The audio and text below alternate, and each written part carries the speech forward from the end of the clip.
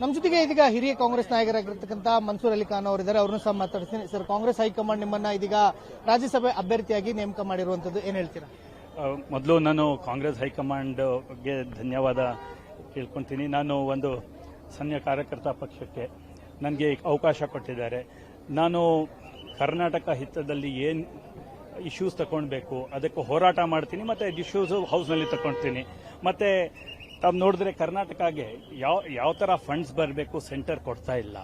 ಆ ಎಲ್ಲ ಸಮಸ್ಯೆ ಇದೆ. ದೇಶದಲ್ಲಿ ಎಕನಾಮಿಕ್ ಸಿಚುವೇಶನ್ ಸಮಸ್ಯೆ ಇದೆ. ಮತ್ತೆ ಇಲ್ಲಿ ವೋಟ್ ಚೋರಿ ಆಗಿರೋದು ಅದು ಇಶ್ಯೂ, ದೊಡ್ಡ ಇಶ್ಯೂ. ಇದೆಲ್ಲ ನಾನು ಸದನದಲ್ಲಿ ಪಾರ್ಲಿಮೆಂಟ್ನಲ್ಲಿ ಖಂಡಿತ ಎತ್ತೀನಿ ಮತ್ತೆ ಡಿಬೇಟ್ ಮಾಡ್ತೀನಿ. ಇವತ್ತು ಮಲ್ಲಿಕಾರ್ಜುನ್ ಖರ್ಗೆ ಅವರು ನಾಮಪತ್ರ ಸಲ್ಲಿಕೆ ಮಾಡಿದ್ದಾರೆ. ತಾವು ಯಾವ ನಾಮಪತ್ರ ಸರ್? ನಾನು ನಾಳೆ ಮಾಡ್ತಾ ಇದ್ದೀನಿ 10:30. ನಾನು ಪವನ್ ಖೇರ್ ಅವರು. ತಾವು ಸಹ ಕೇರಳ ಉಸ್ತುವಾರಿಯಾಗಿದ್ರಿ.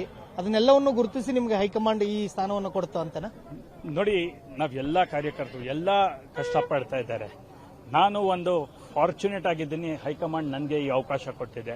ಸೊ ಅದಕ್ಕೆ ಬರೀ ನಾನು ಒಬ್ಬನೇ ಕೆಲಸ ಮಾಡಿಲ್ಲ ಕೇರಳದಲ್ಲಿ, ಬಟ್ ನನಗೆ ಗುರುತಿಸಿ ಈ ಸ್ಥಾನ ಕೊಟ್ಟಿದ್ದಾರೆ. ಅದಕ್ಕೆ ಧನ್ಯವಾದಗಳು. ಒಂದು ಕಡೆ ನೀವು ಎಲ್ಲರೂ ಸಂತಸದಲ್ಲಿದ್ದೀರಾ, ಇನ್ನೊಂದು ಕಡೆ ಮುಖ್ಯಮಂತ್ರಿಗಳು ಅಧಿಕಾರ ಸ್ವೀಕರಿಸಿದ 48 ಗಂಟೆಗಳಲ್ಲೇ ರಾಜ್ಯ ಕಾಂಗ್ರೆಸ್ನಲ್ಲಿ ಭಿನ್ನಮತ ಸೃಷ್ಟಿ ಆಗ್ತಾ ಇರುವಂತದ್ದು. ರಾಮಲಿಂಗಾರೆಡ್ಡಿ ಅವರು ರಾಜೀನಾಮೆ ಕೊಟ್ಟಿರುವಂತದ್ದು, ಏನ್ ಹೇಳ್ತೀರಾ?